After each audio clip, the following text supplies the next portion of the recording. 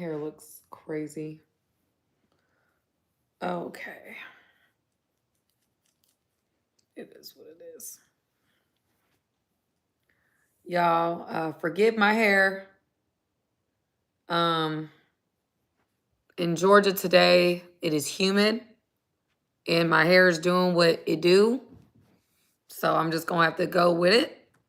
Welcome you guys to live today.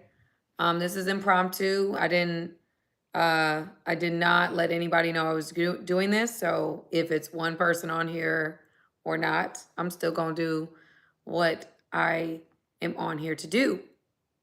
You guys don't know me already. My name is Samantha Lee. I have a platform on Instagram, Facebook, TikTok, and YouTube.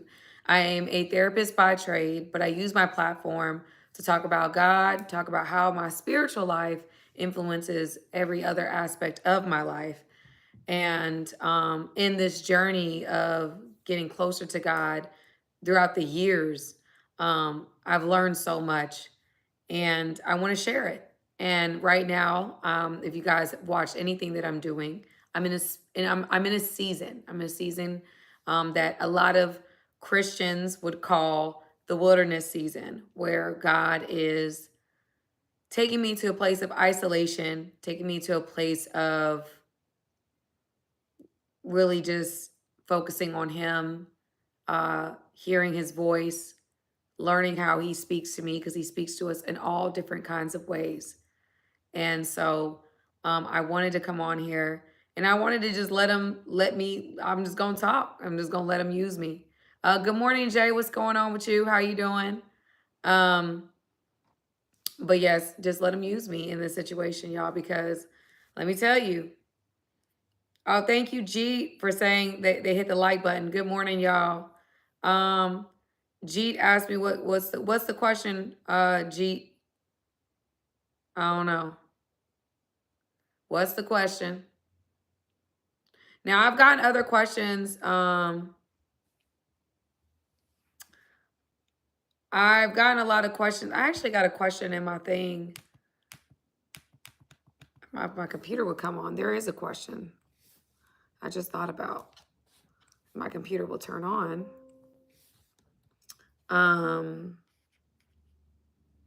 If you guys liked the live last night, let me know. I went live on my platforms. Let me see. Somebody wrote me. I don't know if I actually don't know if it's going to show up. I don't know. I might not. There was a question somebody asked me about their relationship, and I can't see it right now because I'm on my personal email. I don't know if I'm gonna be able to get into my. Forget it. It isn't time.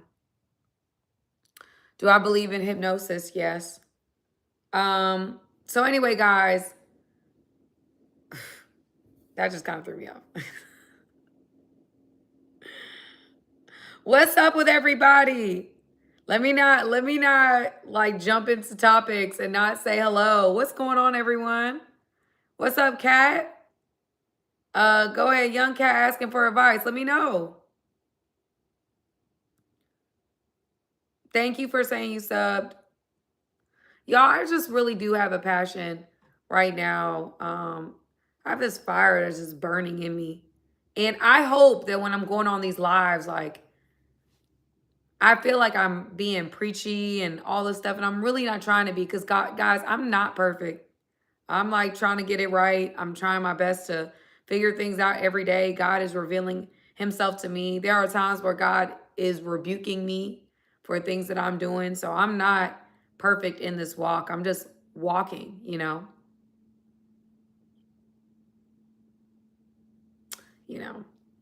And I know last night we talked about signs that somebody is sent from God.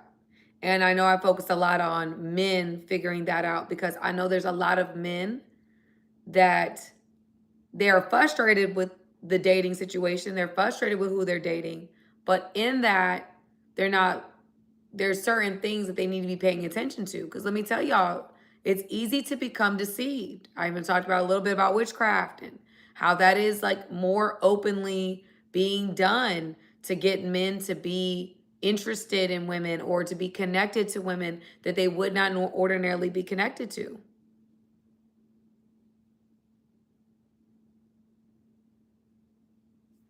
Okay.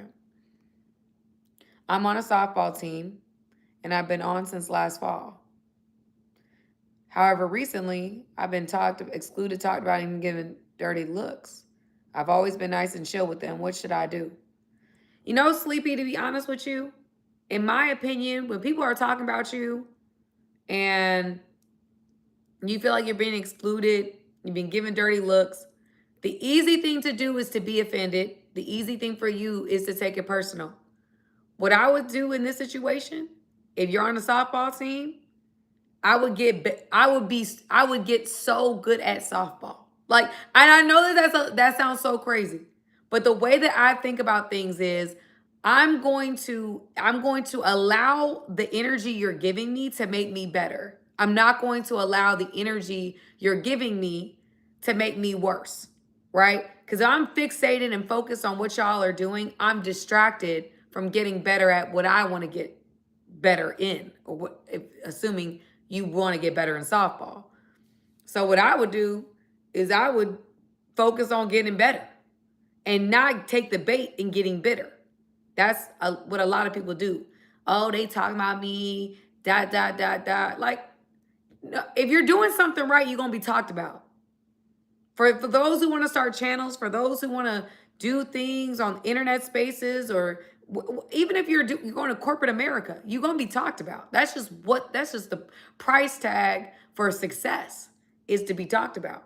You just have to develop the muscle to say, I'm not going to let that deter me from being focused on what I came here to do. I'm not going to be so focused on what y'all got to say about me that I don't perform or I don't give y'all my best effort.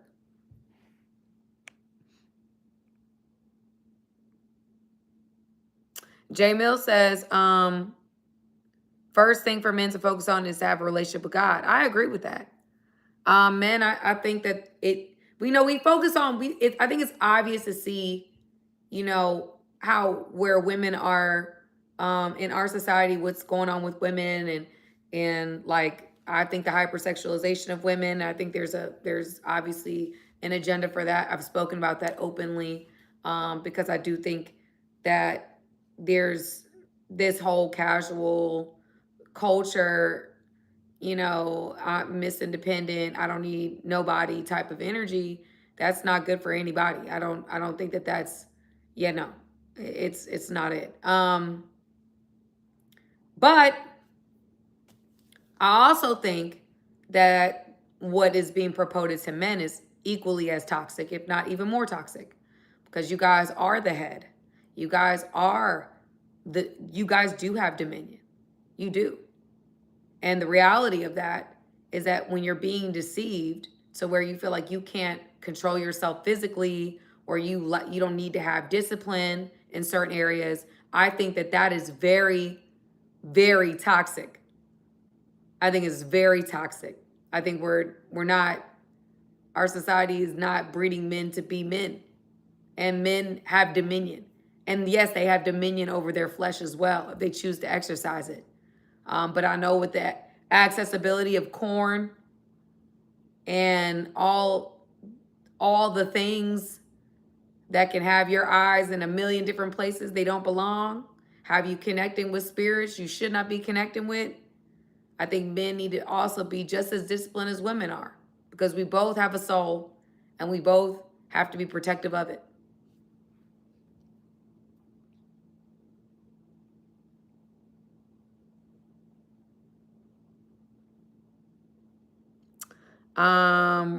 Richard said, Samantha, you helped me understand myself so much better. Thank you. You're welcome. Again, there's nothing more attractive. I'll be honest with you. There's nothing more attractive than a disciplined man, in my opinion. When I see men that are focused, when I see men that are ambitious, when I see men that are disciplined, there's a quote that says that type of man will never be broke. And that's because a man that is able, not only has a goal, but puts the work in to accomplish that goal, it's a man that can't be stopped. And when certain men, a lot of men, when the world is teaching men that you should, you could be hyper fixated on being successful monetarily wise or material wise, but then you don't have success in relationships, or you're just all over the place, or you're just cheating, or you're just this, and we should just understand because you a man, like that. No, it's not an excuse. It's a terrible excuse. You mean to tell me you have focus and discipline in all areas but that? No, figure that out. It's the same thing I would tell women. The same thing I would tell women. I've met women that say that they don't have certain control over themselves and discipline over themselves. And I don't think you can have control over yourself. I think you have to evoke a Holy Spirit to have control over yourself. I'm not saying that you have the ability to do it on your own. But what I am saying is that is something that we should work towards.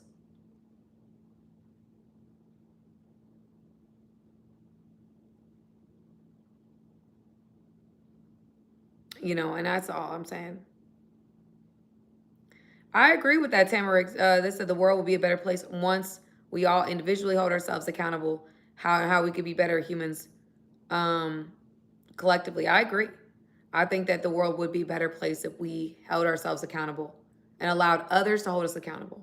There are people in my life, family, that hold me accountable. Like even when I'm believing for something that I feel like God put on my heart, I called people up that I knew were in faith, and I shared with them what I felt like God was telling me, because I submitted it to wise counsel. I know that I'm not, always right. I can be easily deceived. And so I don't allow myself to get so caught up in what I believe and what I think that I don't hold myself accountable to other people that are further along in the faith, because I can be wrong. I can be completely wrong. My heart can be in a lot of different places. Like I had a situation the other day with Pam where she confronted me about me, because to be honest with y'all, I can be a little abrasive. I know I can. I come from my mother is very strong, opinionated mom, and I can be sometimes very strong and how I say things, and let's be real, I've been disappointed, I've been hurt. So I have this guard up, I have this defense up that if you come at me wrong, I'm coming at you, or I feel like I'm defending things that I'm doing, I do come off very brash. And she came at me. She absolutely had to tell me what it was. And at first I was defensive, and then I received it because I understood, like, I'm wrong. I'm like, you know what, Pam, I'm sorry. Like, I'm wrong. I am so wrong. And I'm going to work on this. I'm not going to just let this go through one year and out the other. Like, I'm wrong and I'm sorry. And that's taken me a lot of time, family, because I was fragile. I'm still fragile, but I was way more fragile emotionally to where I couldn't receive criticism at one point in my life. So as I've gotten more secure, and that's really because of faith, I realized I don't need to be perfect. I don't need to know everything. I don't need to do those things. I just need to surrender to a creator and let him do it. You know what I love? D Hood Reeler, he said, why are you so perfect, pretty, and smart? Got a sister. Thank you so much for that. I appreciate you saying that, y'all. What I really want to say, though, is that I love that there are men that are appreciating women of God. I want to see more of that in our culture today, where men that have influence, that have power, that whatever, like they are choosing women that hold themselves with integrity, character. And, I really want to see that. I think that, we see more of that. We're going to see more of that reflected in our culture. I think God is raising up a generation of, I'm seeing women that are beautiful women that are speaking in faith and having, praying and being women of God and walking in character. Like I really love it. I really love it. And I want to see more of it because I want to see it more reflected in our culture.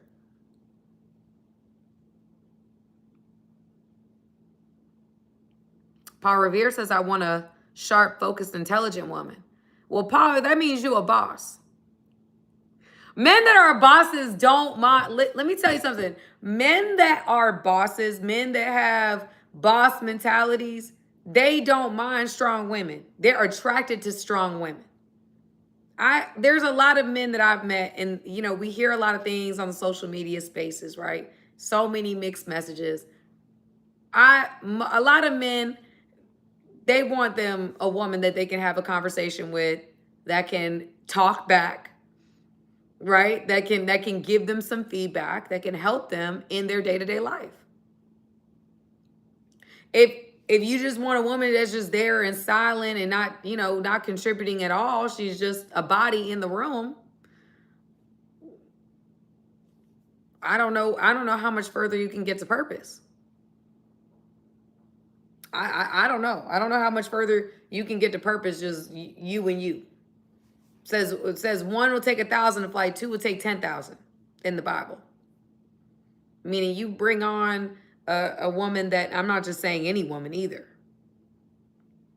but a woman that can contribute. There's men, and I'm be honest with you, there's men that look for women that need them, which is fine. I think that there's a healthy, desire for a man, right? I have a desire for a man in my life. I have a desire for testosterone, because I'm a woman, and I like men.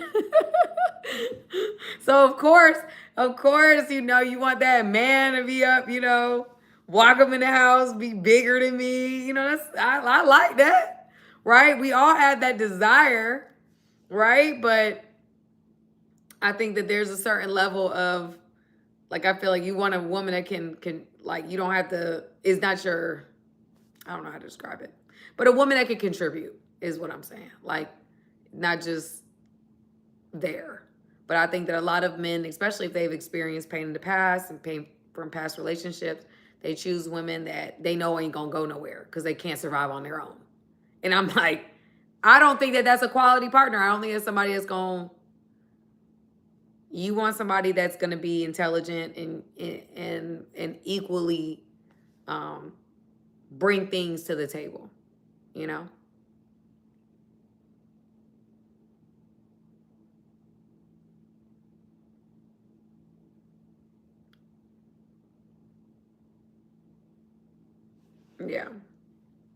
So that's how I look at it, guys. Let me read through the malarkey.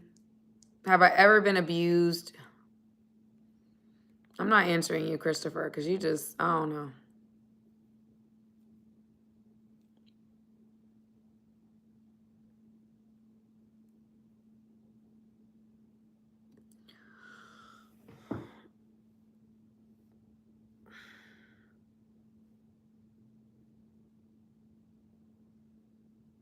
I don't know. Y'all just be saying, okay, a relationship is about helping each other always, no matter what, even if one does more.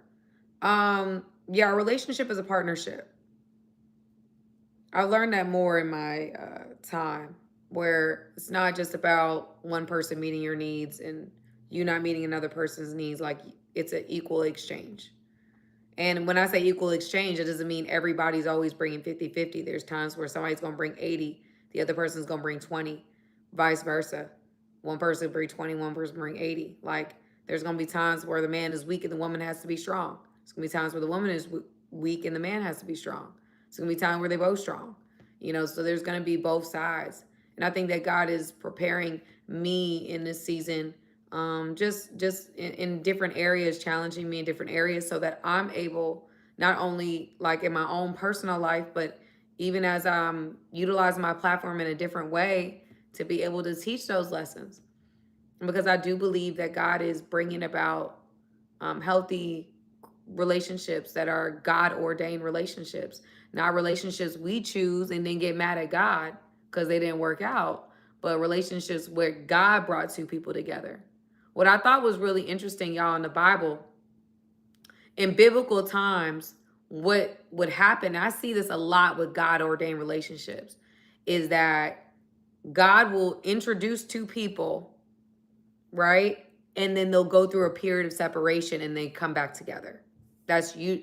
If you read the Bible in understanding biblical times, they would have a situation where the families would bring two people together, a male and a female, and they would have an exchange, like basically this understanding that this person's your wife and this person's your husband.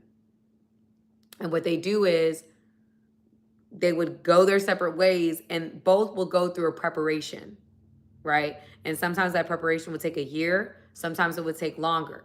But it was not until the father of the husband would say, you're able to go get your wife now. Like, the father had to give the man permission because he's building a place for his wife in his home. So once the father says, this is good, or this is good enough for you to go get her, that's when the man would come, and he would come in the middle of the night, all of a sudden, unexpectedly. That's what he would do. And so when you see the story of the 10 virgins in the Bible, where 5 were prepared but 5 weren't, that was because the man could come at any time. And that's obviously a parable in regards to Jesus coming back. You want to stay prepared. You want to stay ready. But I just think it's an interesting thing that a lot of times we have to be, we have to be prepared. And I think a lot of people reject preparation and they decide to go into a different direction.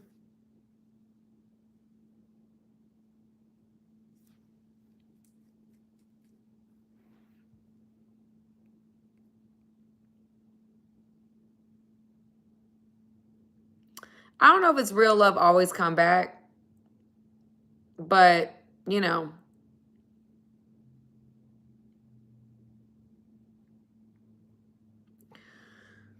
So for you guys to know, some people were asking me, like, what's my profession is I'm a lead clinician at a nonprofit. That's what I do full time. I'm also a full-time content creator. I do coaching on the side. I also have a podcast that I do every week. And then I'm a mom. So those are the things that I do. Full-time clinician, or I'm a clinician supervisor, if you will. Then I'm a full-time content creator. I do coaching on the side. I do podcasts every week. I also am a mom. So that is the 5 things that I do every week. I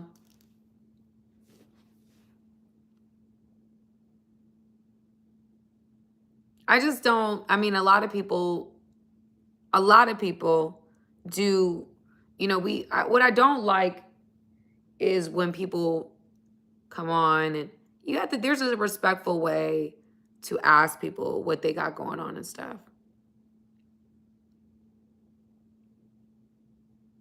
Yes, I hope to just do, I believe that it's going to come to a place where I'm just doing like the branding, all the stuff full time. I want to do this full time. I love this.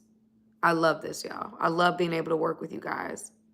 And I love being able to share what I've learned, and I want to be a different type of influence in this world. Like, I don't want to be all made up and always like, I just want to be myself. And right now, like, y'all, genuinely, God is taking me on a journey, like, genuinely. And that's where I'm at, and I've been lost. I've been like, y'all, God confronted me. I was lukewarm, for real. I was lukewarm. I was a lukewarm Christian. I was not hot. Because if I was hot, I would have been walking in faith. I was walking in some faith, but I was not walking in the type of faith God's calling me to walk in now. Like, I've realized, like, real walking in faith is hard. But it's a beautiful process because you learn about God so much. You learn how dependable he is. The wilderness, it was really a season of the Israelites learning that they could depend on God. Like, even though you don't see him, God is a master at working in the unseen, whereas the enemy is a master at working on this in the scene, right? So a lot of times our world is based off of what we see. In God's economy, you're basing things off of what you don't see. And do you have faith anyway? Because God is always testing our faith. That is the point of his walk, right? And it's hard. It's hard. It is hard to walk in faith, walk in things you do not see when you're being taught to make decisions on what you do see. I think there's a big spiritual awakening right now. I think God is calling his chosen ones. He's calling y'all. He's calling them. He's like, I need y'all to come back home. You know, he's a good father. He's like, he's with the prodigal son. He's like, I want y'all to come back home. I think there's a major spiritual awakening. I think a lot of people are experiencing spiritual things that they haven't been experienced before. I think that they are experiencing hardship that's bringing them back to the cross. I think that there's a lot of spiritual happenings in the world that we cannot explain. And I think that that's on purpose. I think God is he's making a major move. I really do. And when I'm seeing a lot of negative spiritual stuff online, where I'm seeing the witchcraft that's being openly done, just different things that you're seeing, a lot of ways that we're being deceived. Yeah, I think there's a major spiritual awakening. I think God is calling people back home.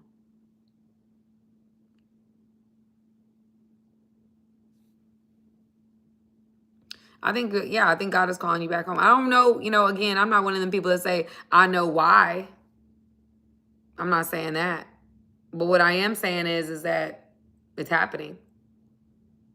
People are and anybody is being called, you feel like God is doing things to get your attention to come back to him, go back. There's a reason why there's a major spiritual awakening going on. Do not ignore the promptings of the Spirit. Don't quench the Spirit. If he's calling you, be obedient, go back. I don't care who you are. Be obedient. There's a reason. I don't know what the reason is, but there's a reason. And that's why I'm doing this channel, because I want to put out content that is relevant. Because I really, really do desire, men, again, I don't know why I have of course I like men, right? But I have a heart for men. I really do want men to, we do have a lot of women that are being influenced, and I want to obviously be a part of that too. I love mentorship. I love working with women. But I also see how men are being deceived. And a lot of it is with what they see, like visually, the enemy's throwing everything, ice cream, cupcakes, everything at you to make sure you don't get on a diet, to make sure you don't choose the harder path. Because the harder path is self-denial. The harder path is sacrifice, but it's worth it. That's the thing. It is worth it. The road that seems right to a man leads to what? Death. But the road that leads to God leads to life, and life everlasting. So like, I know what's happening here. Like, I see it. And I really do have a passion about clearing up deception. Because I think, like I said, a lot of guys think they think this way, and it's like, no, if you all think this way, then there's something deeper going on. And like, think about it. How good is it that there's a God that cares enough about each and every one of you, whether you're talking negatively on the live or not, you're here. I don't believe in coincidences. I don't believe in just happenstance. I believe that everybody that's watching me right now is here for a reason. And I believe that God has a reason. And I believe that if you're on here, God is calling you home. That's what I believe. I believe 109 of you guys are being called. 109 of you guys may be waking up in the middle of the night. 109 of you guys are experiencing synchronicities, seeing numbers repeatedly, seeing different things happening. And you're like, what's going on? Am I tripping? Like, why is this happening? Why is that happening? And if you stop to think, you'll see that God's been talking to you, and he's been calling you home. And when I say calling you home, I mean home to him. Meaning turning from a different path and turning to him. Because God's been talking to you. And we've allowed things to distract us, people, places, things to distract us. Do not get distracted. That's a tool of the enemy to keep you right where you are when God is calling you home. You have a bigger purpose to serve on this planet. There's so much for you to do. So much for you to do. So please do not allow yourself to be deceived. Do not allow yourself to be stagnated. Do not allow yourself to fall into, oh, well, everybody else is doing it. Well, not everybody's going to heaven either.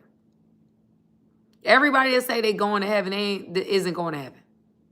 And let me tell you something. We live like we live in forever, but not one of us knows when our end date is. I'm not trying to be gruesome or rude or, I don't want to bring up negative things, but it's the truth. That's the truth, family. We don't know when our last day here is on earth. So you making decisions today like you got forever to make it right is actually nonsensical. If God is calling you and you're on this live, there's a reason. And if you're like ignoring God because you think you know more than God, well, no, God knows your end date. God knows what he created you to do. And there's a lot of people, I heard Dr. Miles Monroe say this, the richest place on the planet, with the richest place on the planet is the graveyard. Because a lot of people had unrealized dreams, untapped potential, things that they did not accomplish and they did not do because they chose their way. They did not walk in faith. They did not walk in obedience. And so therefore and wherefore, some of the things that they wanted to do, they were unable to accomplish.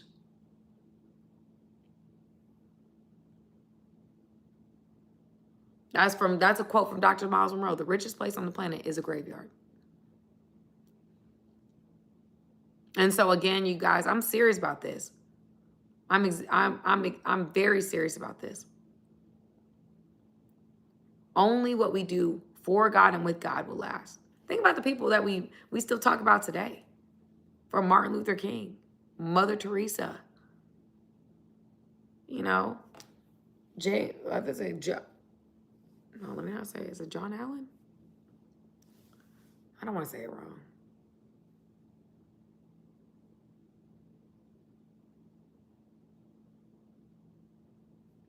Shoot, we still talking about Jesus. We still talking about all the disciples, all those, like, the people that make real impact took real risk.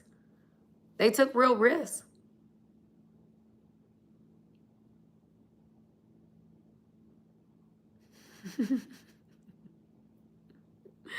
Some people are so funny to me. Some of y'all comments are funny. I'm just saying, y'all, we need to be focused on, yes, okay, make our lives great today. But there's a future. There's other things we need to be thinking about as well. And those things, it's not just about salvation, but it's about living a purposeful life on this earth. That's what I'm saying. When you live a purposeful life on this earth and you're walking in purpose and you're walking with impact, there's so much God can do. Like, he knows he knows untapped potential. He knows what he created you to do. You don't. You have an idea, but you don't know. And the only way that you get there, the only way we get to promised land is if we're obedient to the process. And a lot of us are skipping process, trying to find easy way out. And there's not an easy way out. You have to surrender to process. What does surrendering to process mean? It means obedience. It means obedience. And that doesn't mean perfection. I didn't say perfection, because your girl ain't perfect, but it does mean obedience.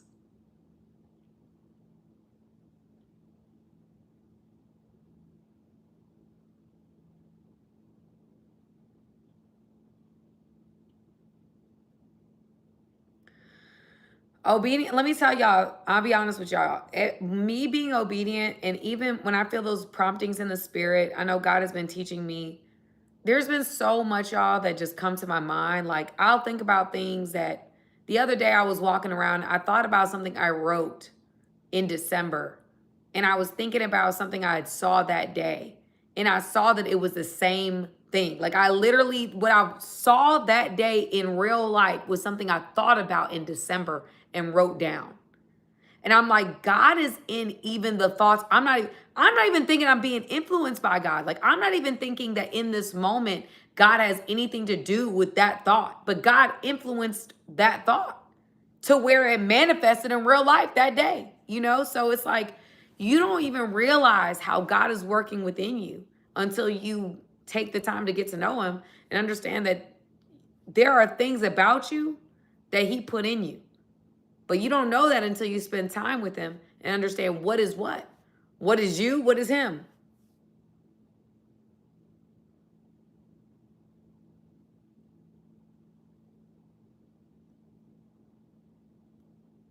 So I just want, I mean, again, you guys, I don't want you guys to be like, oh, you know, she's doing this and that. No, I'm being honest, you guys. I've found a lot of purpose here.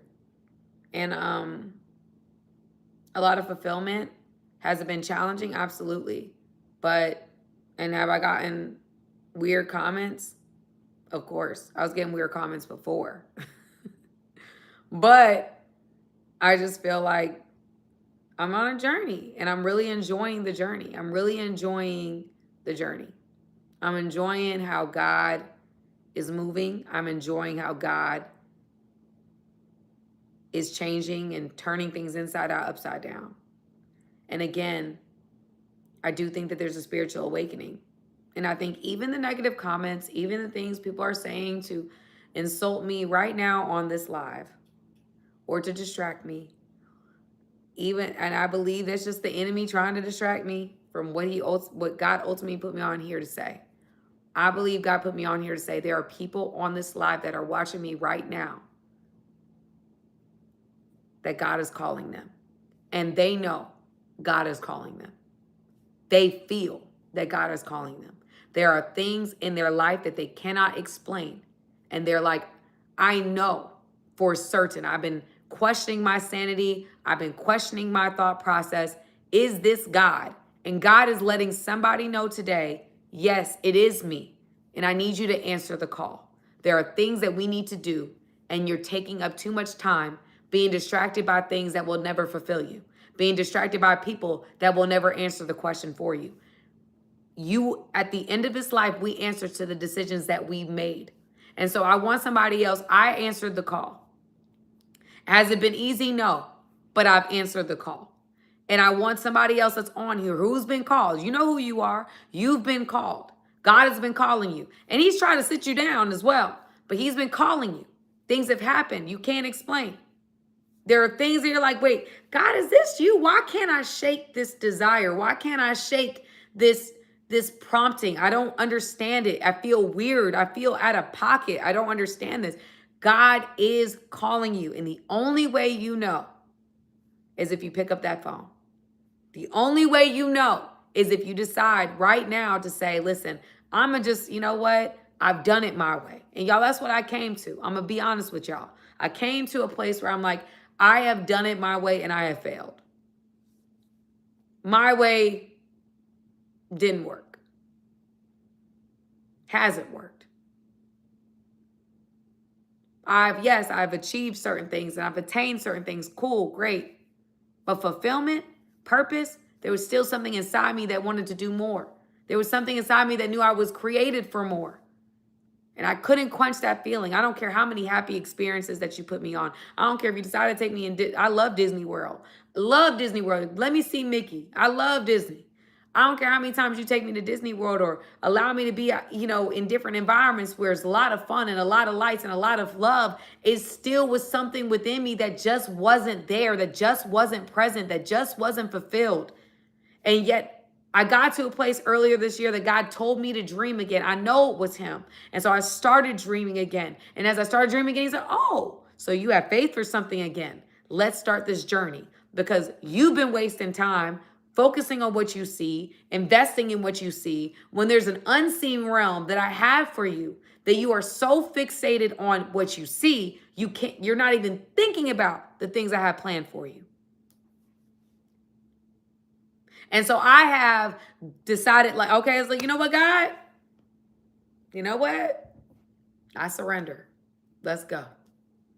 Why not? And let me tell you, on this journey, I know one day I'm going to look back on this video and I'm going to remember where I was here. And this is just the beginning. This is just the beginning. And somebody else on here, it's just the beginning for you too. All you have to do is say yes and let him drive the car. And let him drive the car, let him drive the car.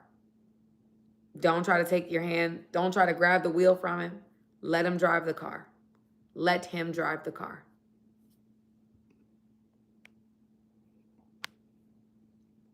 So again, family, I want you guys to, I want you guys to go ahead and again, I felt prompted to do this. I don't know who's on here. Somebody's on here. Somebody that's been on here can relate to what I'm saying. There's something that God wants you to do, and he's been calling you. It's time for you to pick up the phone. It's time for you to surrender to the process. The things that you've been allowing yourself to be distracted by don't fulfill you anyway. They don't give you peace. They don't make you happy. You're still unfulfilled. You're choosing these things, but they make you happy for what, an hour? And then you're like, okay, let me go retreat and do something different. Let me find something else to make me happy, because you're not fulfilled. And that fulfillment doesn't come from the world. It will never come from external things. It will never come from materialistic things. It will never. It will only come from God. Only. True fulfillment only comes from God. He has way more for you. And that's why you're not satisfied. That's why you're where you are right now. You're not satisfied. You don't got to be perfect. You don't have to get it all together. He's going to use you exactly how you are. A little bit more cleaned up, best version of who you are. But he's going to use all of it. And let me tell you something. When he's using it, I can speak to my own personal experience. It's the most fulfilling journey that I've ever been on. Most fulfilling journey I've ever been on is the walk that I've been on with God. I've seen him show up in ways can't nobody tell me he not real. I'm sorry. The things I've seen, y'all can't tell me that. The things I've experienced, you can't tell me that. I'm sorry. I'm sorry. I'm sorry. Can't tell me that he ain't real. Just like there's an unexplainable evil, there's an unexplainable good. It's real. Now, you can choose to live in splendor or whatever. You can choose to do whatever you want to do and not do whatever you want. You can look at the news for 5 minutes and you can see online or on the news how evil, unexplainable evil exists. Shoot, it's real. So again, family, I love you guys. I'm going to jump off. I just want to come on.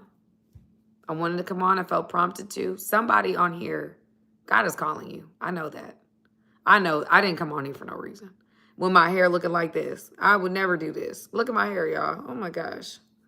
I would never come on here looking like this. But again, somebody, God is calling. Answer the call.